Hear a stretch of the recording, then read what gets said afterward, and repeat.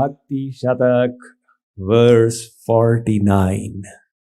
Binu Hari Kripana Pai Saka Gyani Hu Brahma Gyan Radhe Radhe.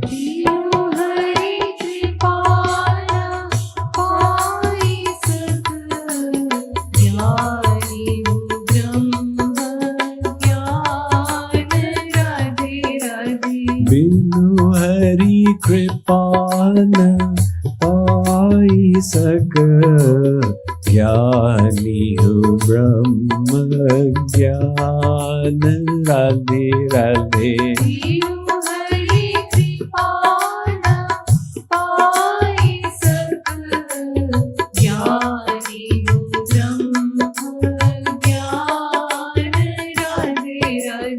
Brahma karta ved kaha sochahu man hi sujan radhe radhe.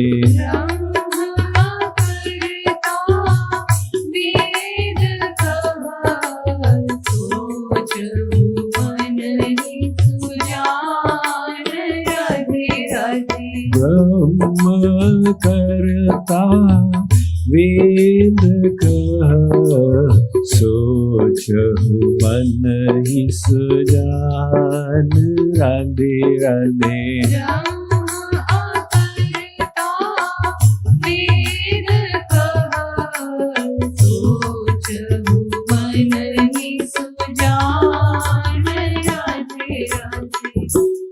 If this question is asked, how do we get Brahma Gyan? Then the concept needs to be clarified. Brahma means God. Brahma Gyan means knowledge of God. How will you know God? So Maharaj Ji here is referring to an eternal principle. You can only know God by His grace.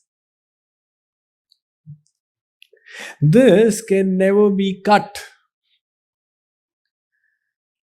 Nayamatma pravachanena labhyo na medhaya na bahuna shrutena yamevaish vrinute tena labhyastasyaisha atma vivrinute tanugvam swam.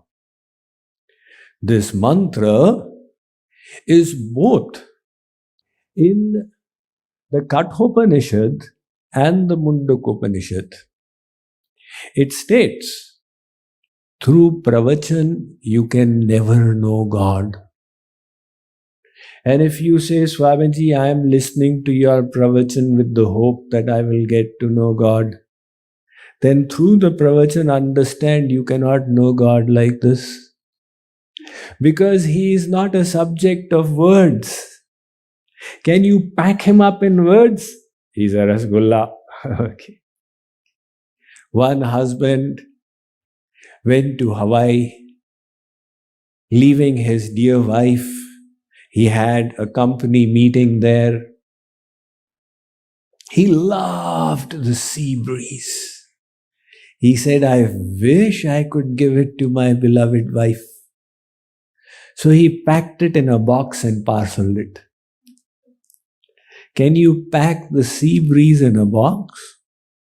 Likewise, God is never a subject of words. Hence, if you think merely by reading and hearing you will understand God, you better think again. In the Kenopanishad, there's an interesting conversation. The disciple says that I know God. So the Guru says, Yasya matam tasya matam matam yasya na vedasaha avigyatam vijanatam vigyatam avijanatam. That person who thinks I know God has no knowledge of God. That person who thinks who can know God truly knows God. Means the Vedas are indicating you cannot know God. So the disciple responds, I don't say that I know God, but I also don't say that I don't know God. The Guru says, then it's very clear that you don't know God. Yadi manyase suvedeti dabhramevapi nunam tvam vetha brahmano rupam. So these Upanishadic mantras, sa esh neti netyatma grahya. This is the Vrihadaranyaka Upanishad. Naisha tarkena matirapaneya. This is the Kathopanishad. Yato vacho nivartante aprapya manasa saha anandam brahmano vidvan na vibheti kutaschaneti. This is the Taittiriya Upanishad. Ram अतर्क्य बुद्धि मन वाणी मत हमार अस सुनहु सयानी. This is the Ramayana. All these scriptures, and if you say, Swamiji, I love the Gita, listen to the Gita. Vedaham samatitani vartamanani charujana bhavishyani cha bhutani mam tu vedana kaschana. Arjun, Sri Krishna says, I am Trikaldarshi. I know the past, the present, and the future. But Mam tu Vedana Kaschana, me nobody knows. Naham Prakashah Sarvasya Yoga Maya Samavritah. 25th verse of the 7th chapter of the Gita. Arjun, I am sitting inside you, but you have no knowledge of me. The doctor checks with a stethoscope. Take a deep breath. Deeper breath. The doctor also cannot perceive God sitting inside. He doesn't do any khat-khut. He has covered, veiled himself with a curtain of Yoga Maya. This poor soul is unable to unravel Maya. You know, you read Western philosophy starting from Socrates. Then you go on to Plato, Aristotle, etc., etc., etc., right up to today's philosophy of postmodernism. Say, my God, after so much of effort, they are still trying to figure out what the truth is. This Maya is difficult to pierce. So the soul is unable to cut through the veil of Maya. Where is the question of cutting through Yoga Maya? Between the soul and God, there are two curtains, Maya and Yoga Maya. It's a different matter. Our pride doesn't allow us to think that even God can be more intelligent than us. This is our pride. Swamiji, why did God do this in the world? In my opinion, he should have done that. All right, we'll tell him next time he makes the world, he'll consult you. This is our pride. But if we are slightly realistic, we will remember that our intellect, no matter what our degrees, is ultimately 4 inches in breadth. From this side to this side, it's just 4 inches. If the intellect of all the souls in the world is combined, it will be 1/4 the intellect of Brihaspati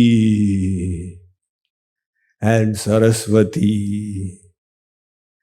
Today we had the Shardema Prarthana.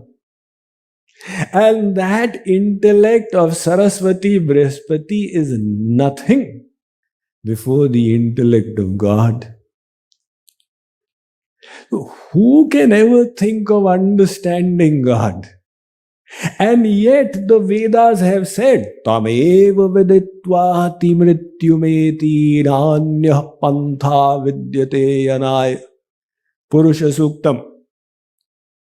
Only by knowing God will you cross over the ocean of life and death. Gyatva devam muchyate sarvapashai. Knowledge of God will cut the bonds of material energy. On one side, the Vedas say you must know Him. On the other side, the same Vedas say that you cannot know Him.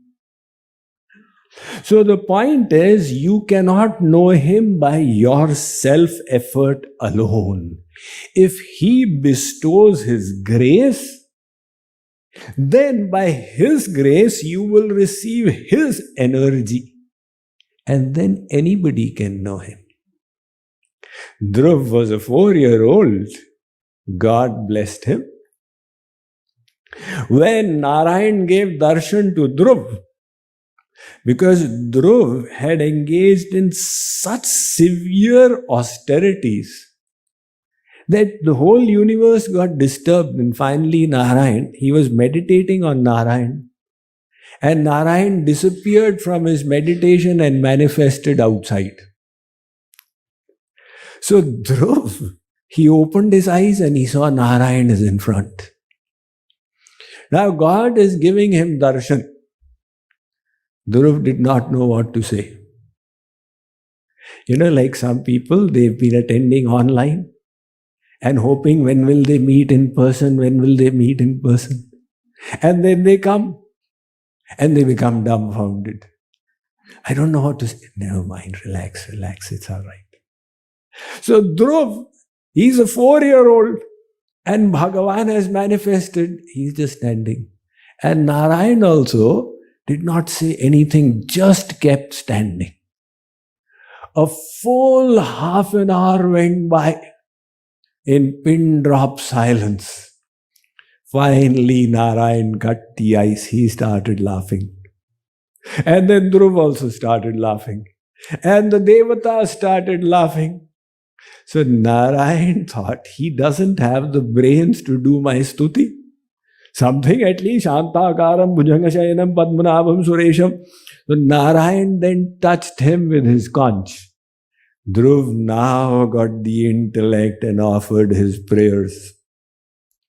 So if God bestows His grace, He will give His intellect to the soul, and endowed with God's intellect, the soul will now be able to know the Lord. Kripaluji Maharaj in previous dohas has mentioned Samuj samuj so sham ko samuj saka nahi koi. Nobody could know God. Samaj milahi jab sham ki samaj sake vas soy. Whoever God graced came to know Him. So who did God grace? He says in the next verse, Sham samaj, se sham ko samaj sake sab koi. Sham samaj tab milahi jab samaj samarpit hoy. By God's intellect, everybody can understand God. And how will you get God's intellect? When you surrender your intellect, this pride. Shri Krishna, I will understand you. Shri Krishna says, Brahma ji could not understand. Narad, when Krishna avatar took place, Narad went and told Brahma that Brahmaji, central government has come. What do you mean? I mean, you are state government. You are the governor of one universe. And Bhagavan is the governor of infinite universes. He has come into your Brahmand. You must go and receive. Just like if Joe Biden comes to Texas, Out of etiquette, the senators, governors, whatever the protocol be, they go and welcome. So Bhagavan has come. Brahmaji said, very good, let's go. And in his mind, he thought, I would like to see the Leela of Bhagavan. Now, Sri Krishna is sitting inside Brahmaji. Sri Krishna noted his sankalp. He said, I'll show you exactly my Leela, Brahmaji. When Brahmaji and Narad arrived, they saw these Gwal Bals, the cowherd boys, sitting and eating. And Sri Krishna was eating the remnants of these cowherds. So Brahmaji said, which of these is God? These chokras sitting here, which of them is God? Narad said, that blue complexioned one you can see, and he's got a peacock feather on his head, he is God. Brahmaji said, Narad, something wrong with you? Does God eat the remnants of cowherds? If he eats the remnants of Brahmins, it's still acceptable. Brahmanya devaya go brahmanya hitaya cha jagat hitaya krishnaya govindaya namo namah. And he's eating this. He cannot be God. Narad ji said, Father, I have explained to you. If you don't wish to believe, it's your problem. Narad disappeared. Now Brahma thought, let's see. Let me take a test. So he made all the cowherds disappear. That if he is God, he will come to know. Otherwise, he'll start crying, where did all my friends go? Now Sri Krishna said, he is challenging me. So Sri Krishna took the form of all of them himself. And for 1 year, everything went on perfectly. Now, if somebody wishes to do an act for the other boy, then he will need to learn when he goes home, does he say Mummy or Ma or Maji or Mataji? Because if every day he says Mummy and today he says Mate, then the doubt will arise what has happened to him. But Sri Krishna knows the hearts of all the souls. So no one came to know. The only perceptible difference was that the mother's affection for their child just enhanced. Because earlier they used to go to Nanda Baba's house to have darshan of Sri Krishna. Now Sri Krishna is in their house as her own child. And the cows, their love for their calves increased. The milk would just keep flowing from the udder. After 1 year, when Brahmaji came back, he saw that Sri Krishna is sitting with his friends and having food like before. Brahmaji said, oh my God, the supreme power has come. And that was when he surrendered to Sri Krishna. So even Brahma cannot know the Lord. Then what is our ability? So Kripaluji Maharaj says, Sham samaj tab milahi, jab samaj samarpit hoy. When you surrender the pride of your intellect, my Lord, if you grace me, I'll know you, then he bestows the higher understanding. So what have we understood? Without God's grace, nobody can know him. Now Kripaluji Maharaj is saying out here that, oh Gyanis, in your sadhana, you are not even reaching Brahma Gyan. Because to get Brahma Gyan, you need grace. To get grace, you have to surrender. So what is the sadhana of the Gyan Margis? The sadhana starts from here, Tattvam Asi. That Brahma is me. Or you are that. You are that Tattvam Asi.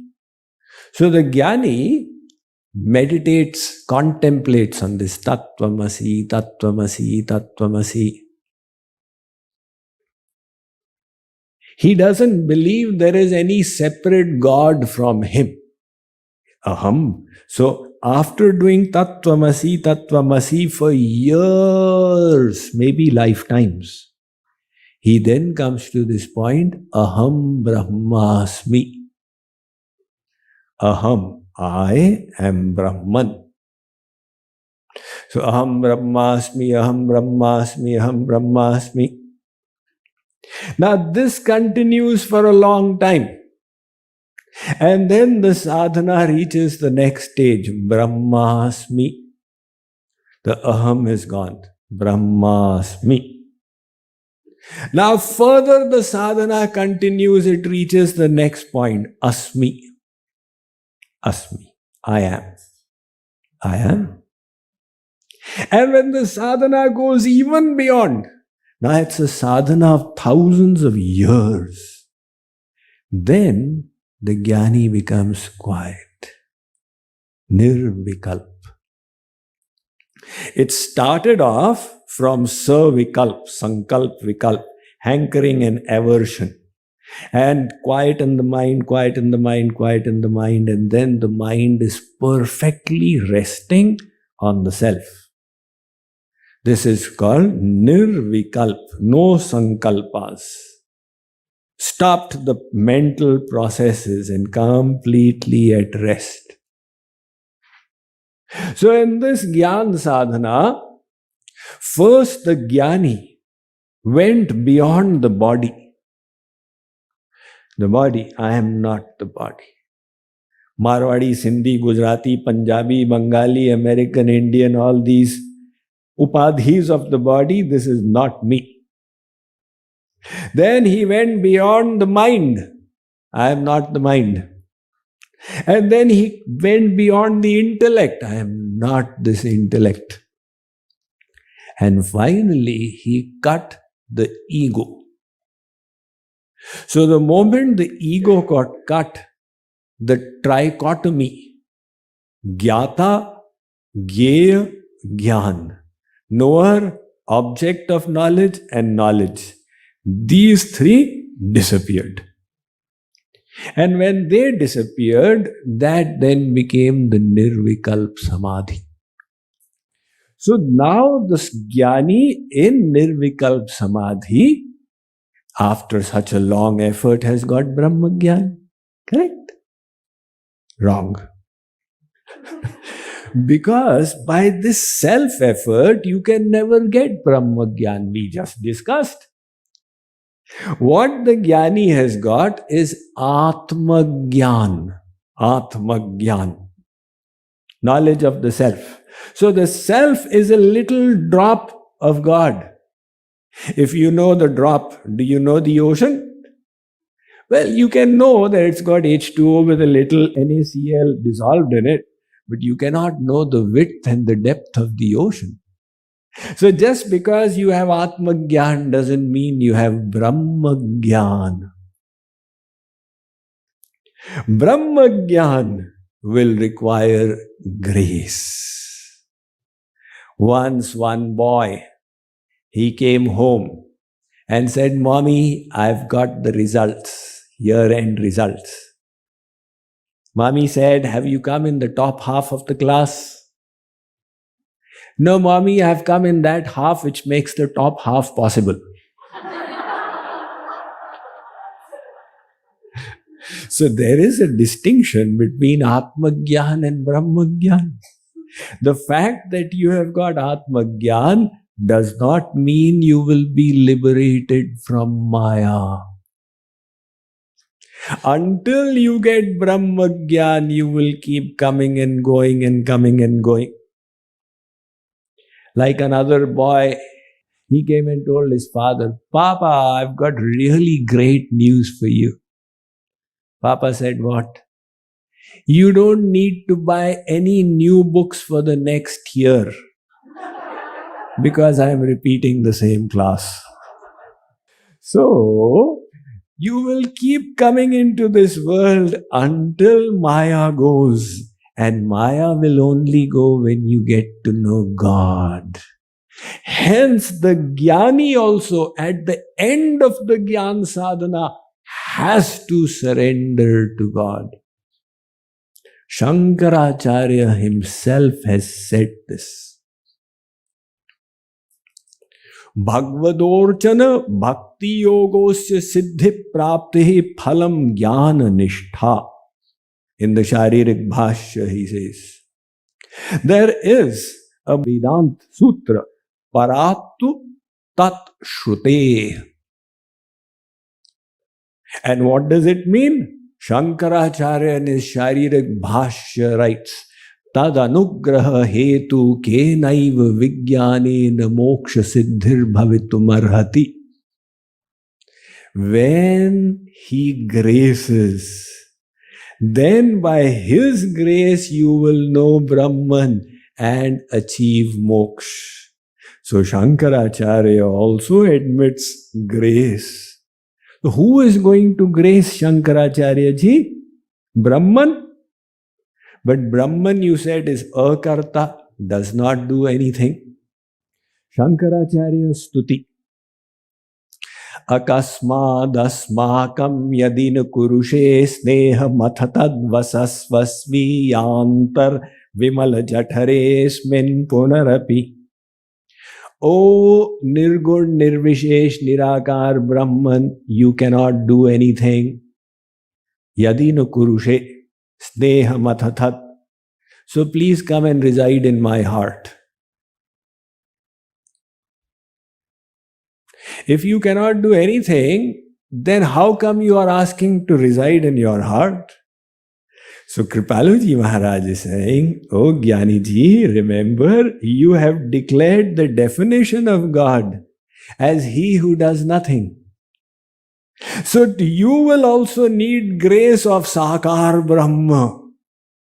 That is why in the end, if his Guru is a Brahma Jnani, not an Atma Jnani, but a Brahma Jnani, the Guru then tells the disciple, Beta, now go in Sharan, surrender to God. Surrender to God. Guruji, you were just saying, keep on saying, Aham Brahmasmi, Aham Brahmasmi. Beta, now this will not do any further. For progress beyond Atma Jnana, you will need to surrender. So this principle, Kripaluji Maharaj has encapsulated in a small little verse. Let's see what he says next. Sant sang sat sang karu tin sevahu din raat radhe radhe. Sant sang sat sang karu tin sevahu din raat radhe radhe. Sant sang sat sang karu tin sevahu din raat radhe radhe. Sant sang sat sang karu tin sevahu din raat radhe radhe. Shraddharati aru bhakti sab aapo hi tehi mili jaat radhe radhe. Shraddharati aru bhakti sab aapo hi tehi mili jaat radhe radhe. Shraddharati aru bhakti sab aapo hi tehi mili jaat radhe radhe. Shraddharati aru bhakti sab aapo hi tehi mili jaat radhe radhe. Jai Radhe Krishna Radhe Radhe Radhe Krishna Radhe Radhe. Radhe Krishna Radhe Radhe Radhe Krishna Radhe Radhe. Jai Radhe Krishna, Radhe Radhe, Radhe Krishna, Radhe Radhe. Radhe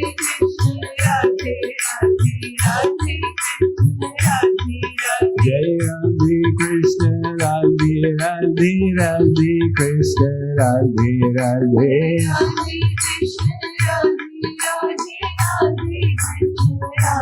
Jai Radhe Krishna, Radhe Radhe, Radhe Krishna, Radhe Radhe. Radhe Krishna, Radhe Radhe, Radhe Krishna, Radhe Radhe. Jai Radhe Krishna, Radhe Radhe, Radhe Krishna, Radhe Radhe. Radhe Krishna, Radhe Radhe, Radhe Krishna, Radhe Radhe.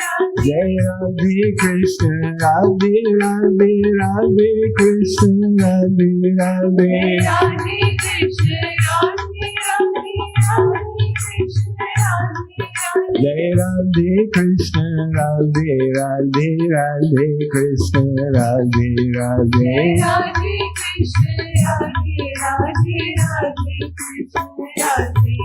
Jai Radhe Krishna, Radhe Radhe, Radhe Krishna, Radhe Radhe. Radhe Krishna, Radhe Radhe, Radhe Krishna, Radhe Radhe. Jai Radhe Krishna, Radhe Radhe, Radhe Krishna, Radhe Radhe. Radhe Krishna, Radhe Radhe, Radhe Krishna, Radhe Radhe. Now, bhakti has been established as the sadhana. And whatever I said, refuting the theories of Shankaracharya, is in no way meant to be an insult to him. He is Param Vandaniya, Param Shraddheya. I explained in a previous lecture that Shankarji himself came down in the form of Shankaracharya to preach the philosophy of Advaitvad. This philosophy is also called Mayavad. Do you know why is Advaitvad called Mayavad? Because as per Advaitvad, you are Brahma, right? And you are under Maya. So Maya has overcome Brahma. Maya has overpowered God. Does it make any sense? So this philosophy is called Mayavad, but remember, any Acharya who comes preaches as per time, place and circumstance. Just like Swami Vivekananda went to Ramakrishna Paramahans. Ramakrishna Paramahans was a worshipper of the personal form. Swami Vivekananda, he used to tell Swami Vivekananda worship the formless. And Swami Vivekananda used to argue, how can God be formless? Guruji, Ramakrishna Paramahans would tell him, your path is of the formless. Because he knew that he will be sending Swami Vivekananda in the future to the United States. And the people in the US, even though he was the first Swamiji to come, he could not have told them about Sri Krishna's, butter stealing pastimes. They would have rejected it lock, stock and barrel. So Swamiji, when he talked about Nirakar, everybody said, okay, that is kind of digestible. But do you know, if you go through his life history, in the last 6 months of his life, he went straight back into the bhakti of the personal form. And for the last 6 months, he was just speaking to the Divine Mother Kali. Which means what he did in America was based on time, place and circumstance. So Shankaracharya, when he came, what did he find? That the people in Bharatvarsh were all Buddhist.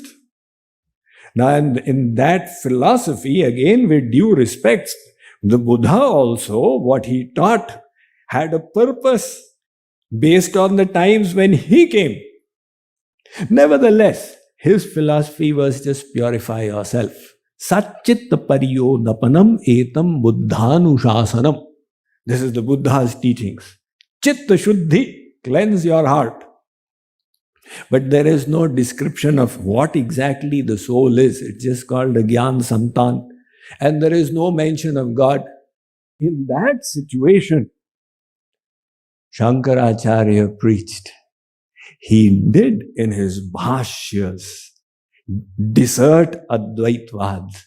Subsequently, from the age of 20 till 32, Shankaracharya also did bhakti. Ashtavarshe chaturvedi dvadashe sarvashastravid shodashe kritavan bhashyan dvatrinshe munirabhyagat. So from 20 till 32, Shankaracharya did bhakti. Every Indian knows. He established the 4 mutts in the 4 corners of India. And he wrote stutis to Shiv, to Ram, to Durga, to Sri Krishna.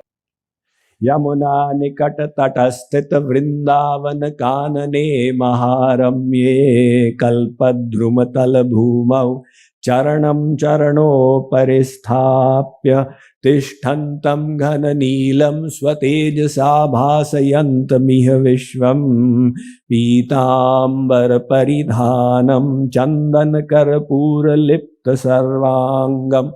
Shankaracharya's meditation. Sri Krishna is sitting on the banks of the Yamuna under a kalpavriksha with his friends.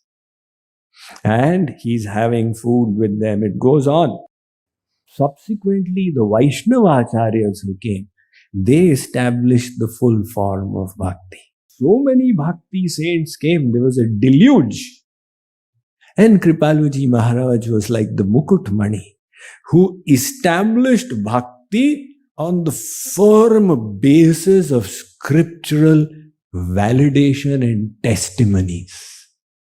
So, now in this verse, now that it is established, bhakti is the way to reach God. Bhakti requires one essential prerequisite. What is that? Faith. Without faith, it will never work. When I first met Kripaluji Maharaj in Mumbai, so I was completely new. He came there and we would literally he would sit on this bed like this and we would cling. So I would sit here. One other newcomer also would just sit next to me.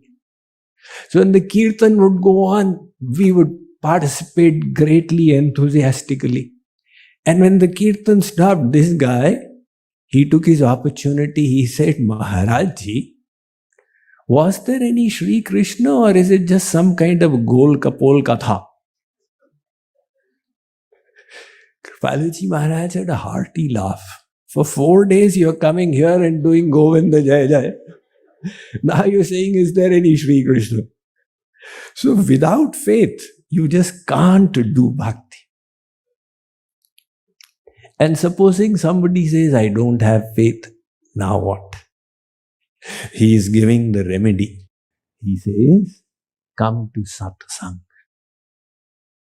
The power of satsang is such that satsang will automatically first create faith, then it will create interest, rati, and bhakti, divine love. Satsang will create all of this in you. One villager came to the big town for the first time. Now, he was a rich rancher, but he had never seen a multi-storied building with an elevator fitted into it. And here, they were in the hotel lounge. So there was a lift right in front. One old lady, she got into the elevator and she went up and this man was watching. And when the elevator came down, a young lady came down. So this man, he told his son, hey, sonny, stay here. I'm going to run your mother through this machine.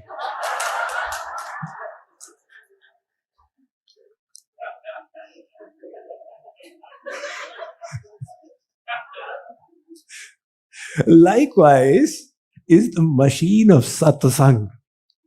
It does the internal transformation. You have got no faith, you start doing satsang. Association is a very powerful means. Tests have been done in the corporate environment where employees were divided into two groups to discuss the board's policy, the bonus that they had announced, whether it is correct, it is not correct. So in one group, seeders were sitting. They were seeding with positive statements. They've got problems. Ultimately, we should understand their viewpoint also. They're trying their best. So from time to time, they would seed with positive statements. In the other group, there were seeders who would seed with negative statements. These guys, they sit in the corporate boardroom, they have no understanding of us. So this seeding of negativity, and they discovered at the end of the meeting, this group was very dissatisfied. This group was very satisfied. It was the association they got that created the results. So association is so powerful. Another interesting study says that when you are an 11-year-old, your best friend's IQ, that will correlate to your IQ at the age of 15. If your best friend is a sharp person, 11-year-old, at the age of 15, you will be sharper. And if your best friend is a dullard, you will find that your IQ at 15 will also be stunted. Again, the impact of association. So satsang is an association of people who have got faith in God, who have got faith in the Guru, who have got faith in bhakti. And without realizing, when you enter such an association, it starts rubbing off on you. Like viruses rub off, faith is more infective. You don't realize it, and a little while, the faith develops. Hence, one kavi, one poet said, you heard this from me before, "Yo hi gar ve chaman mein aate rahe." Chaman is the garden. And the Mali, the gardener says, "Yo hi gar ve chaman mein aate rahe, to har kali ko phool banaya jayega."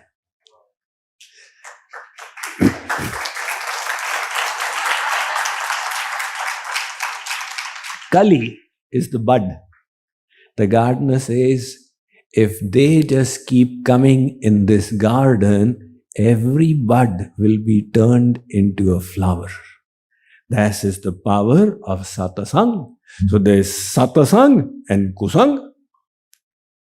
Satsang is that association which takes your mind to sat, to the truth. Kusang is that association which takes your mind to the world. So the injunction is given for sadhaks, do satsang and beware of kusang. Beware. In the beginning stage, you also need to be beware of people who will hurt your faith. Because your faith may not be strong. It may not be supported by knowledge of the scriptures. If you associate with people who don't have faith, they will shake your faith. 3 kinds of faith are necessary for this journey. Faith in your Ishtadev, Radha, Krishna, our God. faith in your Guru, faith in the bhakti path. When these faiths are strong, then the sadhak just moves ahead. And satsang nourishes all of these. But this is what Kripaluji Maharaj is saying. In fact, there are such verses. Shaunak Adik have asked this question to Sutaji in the first canto of the Srimad Bhagavatam. How will the abhadra things, the inauspicious things in the heart, anger, greed, desire, envy, hatred, how will they disappear? And Sutaji responded, Shrinvatam swakatham Krishnaha punya shravana kirtanaha ridyantastho bhadrani vidhunoti surit satam. Hear Krishna Katha from the lotus mouth of a saint. Shrinvatam swakatham Krishna. Ridyantastho bhadrani. Automatically the power of the Katha which you hear in satsang it will start cleansing your heart. And then Shraddha, Rati, Bhakti, they will all start manifesting. We can do one more verse today. Brahma vrihatva asbara jako adina ant radhe radhe.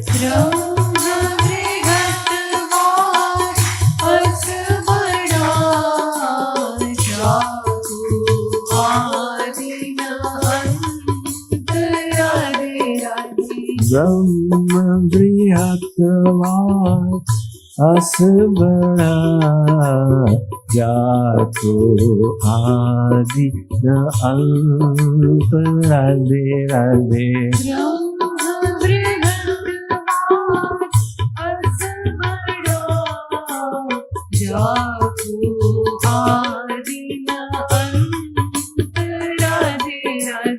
Brahma vrihanganat vatas auran kari anant radhe radhe.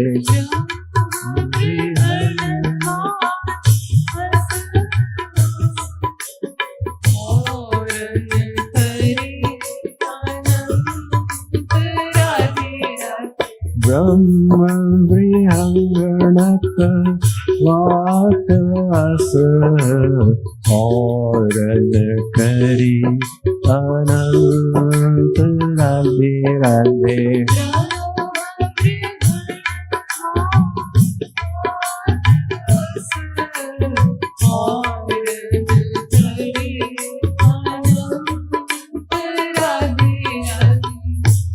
So the word Brahma, it means big. Vrihatvat Brahma. The idea of big, we cannot even think of it now. Can you imagine, let us say, about 100 billion suns like this sun in the Milky Way? 100 billion means 10 to the power 11. I've been following, tracing. 40 years ago, science said there are 1 billion such galaxies like the Milky Way. 10 years ago, the figure was corrected. Science started saying there are 100 billion galaxies.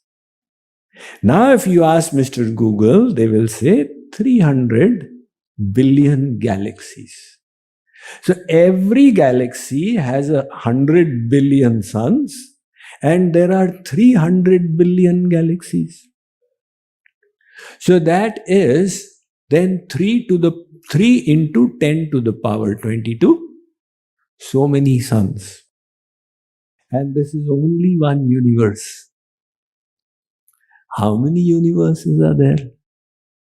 Sankhya chet rajasamasti na vishwanam kadachana Brahma Vishnu Shivadinam tatha sankhya na vidyate. The Devi Bhagavad Puran says, you may succeed in counting the specks of dust on the crust of the earth. The specks of dust on the crust of the earth. This impossible may become possible. But the number of universes nobody can count. Chaitanya Mahaprabhu told Sanatana Goswami, if one universe disappears, with 3 into 10 to the power 22 suns, if one universe disappears, nobody else will be the wiser. So large is God's creation. When we say Bhagavan is big, just imagine what does that big mean. Kripaluji Maharaj says, O souls, Brahma has a second definition as well. Vrihati Brahma, Vringhanati Brahma. Brahma means he who makes others big. So God is not such a kanjoos, makhichus. So I am big, you souls, you remain small, you scums of the earth. God says, I'll make you all big like me. If you surrender. So, Vringhanati Brahma means he who makes others big. He is big, he has got infinite Shaktis all to the infinite extent. But the soul who attains God, who realizes God, God endows his Shaktis to that soul as well. Once one atheistic professor of philosophy, he came to class and he said, I am going to prove to all of you today there is no God.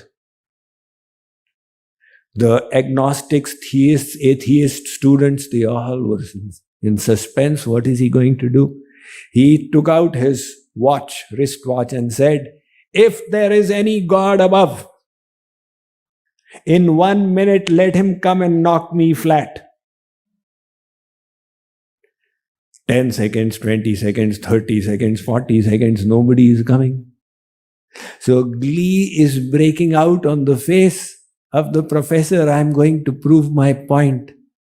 When a 300-pound football player from among the students came and knocked down the professor. The professor said, why did you do that? The boy said, God was busy and asked me to do it for him.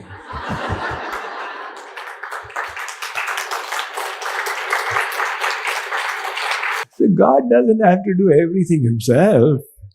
He can endow his souls with different Shaktis. That is his grand plan. After you become God, realize what do? You sit like a stone doing nothing? You then participate in his divine pastimes. You do innumerable things as a perfected soul. So, he is willing to give you all his Shaktis. Hence, the Brahma, the Vedanta Sutra, which is the subject of contention of the great Acharyas, is the Brahma Sutra propounding Advait or Vishishtadvait or Dvait or Dvaitadvait or Achintya Bheda Bhed. So the Brahma Sutra says Bhogamatra Samya Lingacha.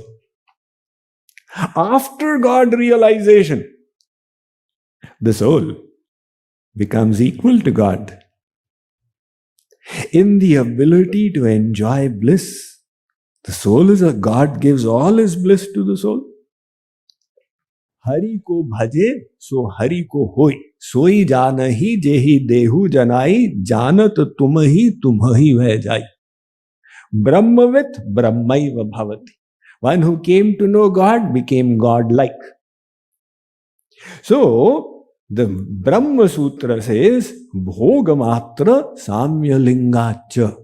But Jagat Vyapar Varjam. When it comes to creation, this power to do Srishti, Sthiti, Pralay, create, maintain, annihilate the universe, this God does not give to any saint. And all saints say, thank you so much. What a terrible work. You do it yourself. Sitting in everybody's hearts, noting their dirty, dirty thoughts, keeping an account, giving the results. Bhagavan, you do this work. We are not interested. So in other ways, he makes the soul also big. Now we see before our eyes how world records keep on tumbling as humankind keeps enhancing, as the Olympic slogan goes, faster, higher, further. In 1896, the modern Olympics after Greece were again started. And in 1908, the marathon was won by Johnny Hayes in 2 hours and 55 minutes. At that time, it was called the race of the century. 2 hours, 55 minutes. But since then, humankind has reached this point where to qualify in the Boston Marathon, where 30,000 runners are, I just checked it in Google, 30,000 runners are participating. And the qualifying time for last year and this year and next year will be 3 hours. So Johnny Hayes ran the race in 2 hours 55 minutes, and Boston Marathon now in 3 hours is the qualifying time. And the world record stands at 2 hours and 1 minute. Now look at how things changed in the high jump. The world record at the beginning of the last century was 6 feet and 2 inches. And it kept tumbling, until in the 1960s, a person called Fosbury, he re-looked this paradigm. Everybody until then would do the scissors jump. They would take their feet over first, facing the rod. He said, I will reverse it. I'll keep my back to the rod and I'll flip over. So he called it the Fosbury flip. People said, you are crazy. How can this be done? They called it the Fosbury flop. But in 1968 Mexico Olympics, he broke the world record and got the gold medal. The world record for high jump today stands at 8 feet and 1 inch. In pole vault, the record 120 years ago was 13 feet and a few inches. And today it is 20 feet and 4.5 inches. That is how humankind. See, all you Indians, your grown-up children are 6 inches taller than you, right? Oh. So, this progress has got infinite potential. Now come to the soul. In creation, you see progress. Take a look at diamonds. These diamonds are actually derivatives of mud, which means on the mud pressure was applied for millions of years, and then atomic changes started taking place and it turned into a diamond. Now if you want a shorter time frame, see the grass. The cow grazes it, and in the cow's udder it transforms into milk, which is extracted by the milkman, turned into yogurt, and then churned to extract butter, and the butter is heated to get ghee, and ghee is placed on the altar of God. So ghee is a transformation of mud turned into grass, into. So this kind of transformation is taking place, but this is not the primary business of God. This is only secondary. His real business, this is his side hustle. God's real business is to transform the souls. and make all those souls God-like. So what he wants is for the souls to keep evolving until they reach their ultimate point. And the design of all of creation is to facilitate that. We people don't understand. We keep on cursing. Why did God do this? Why did God do that? Because our value system says bodily comfort is most important. And God says, I did not send you here for bodily comfort. I sent you here to evolve your soul. And sometimes the evolution of the soul requires hard knocks. So he has deliberately designed the university as a university of hard knocks. And Swami Vivekananda expressed it very correctly when he said, life is the continual unfoldment of a being under circumstances tending to press it downwards. Circumstances will press you downwards. Is anybody having difficult circumstances? Everybody. Well, that is life. That is life. The challenges. So, the unfoldment of a being under circumstances tending to press. You face those circumstances and you grow from within. You've got an emotional problem, you handle it, you become emotionally better. See, wisdom cannot just be lifted off from books.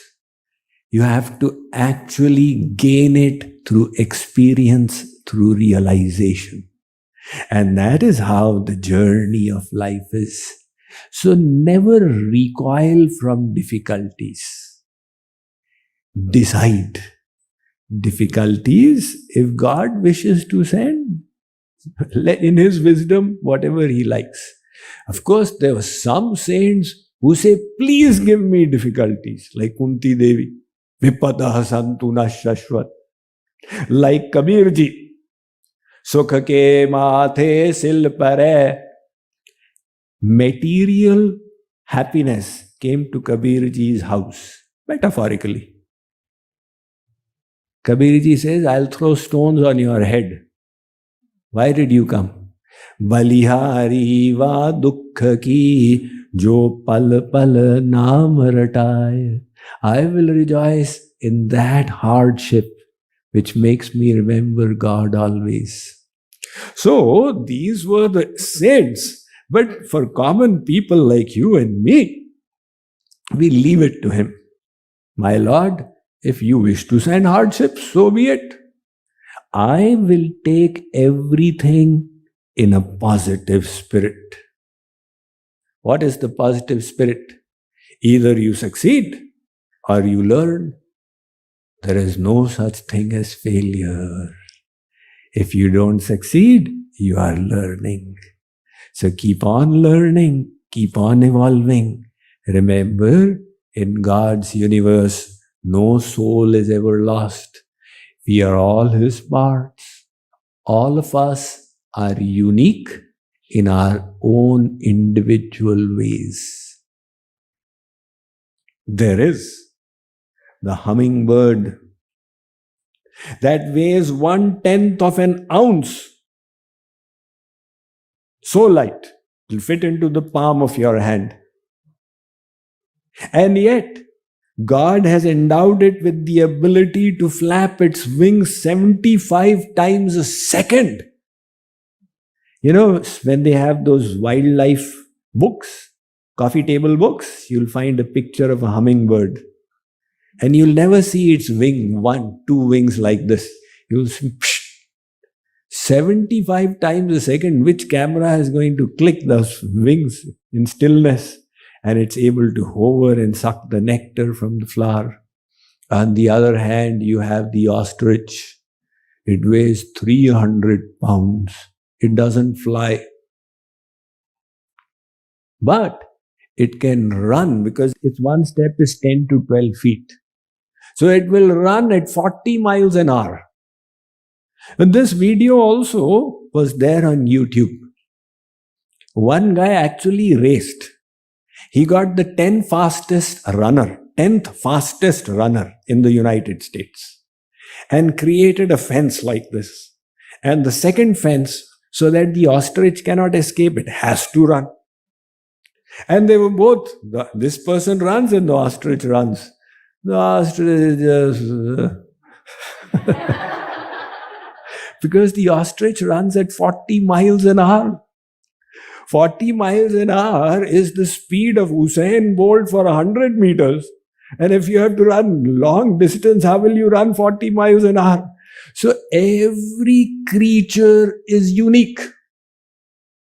And all of us are unique. You can satisfy God in a special way how nobody else can satisfy God. He has endowed you with that potential. And He wants all of us. So this faith in the infinite potential of the soul. If you have read the 7 Divine Laws book, the first law is the law of infinite potential. But the second law says incremental growth. Don't think, okay, now I've got infinite potential, so immediately I will now become from sinner to saint in one day. The law of incremental growth, one step at a time. Have faith, have confidence, and focus how to take the next step, how to take the next step. That's how it is. The journey can be made very simple if you just focus in the moment. And presently your next step is the family camp. So just see how I can benefit the maximum from the family camp. And then will be the next step and the next step. So Brahma, He is invested in making you big, like He is big. One saint said, these prophets were not unique. They were human as you and I, and they had attained super consciousness. And you and I can do the same. The very fact that one soul achieved that state indicates that all can do so. And that ultimately is a religion. What is religion? It is the science of becoming perfect like God is perfect. So the Bible also has a statement, be ye perfect, even as your Father in heaven is perfect. And the Vedas have got Vrihatvat Vringhanatvat, which Sri Maharaji has brought our attention to in this verse. Shri Radha Krishna Bhagwan ki, Jagat Guru Shri Kripaluji Maharaj ki, Jai Jai Shri Radhe, Jai Jai Shri Radhe, Jai Jai Shri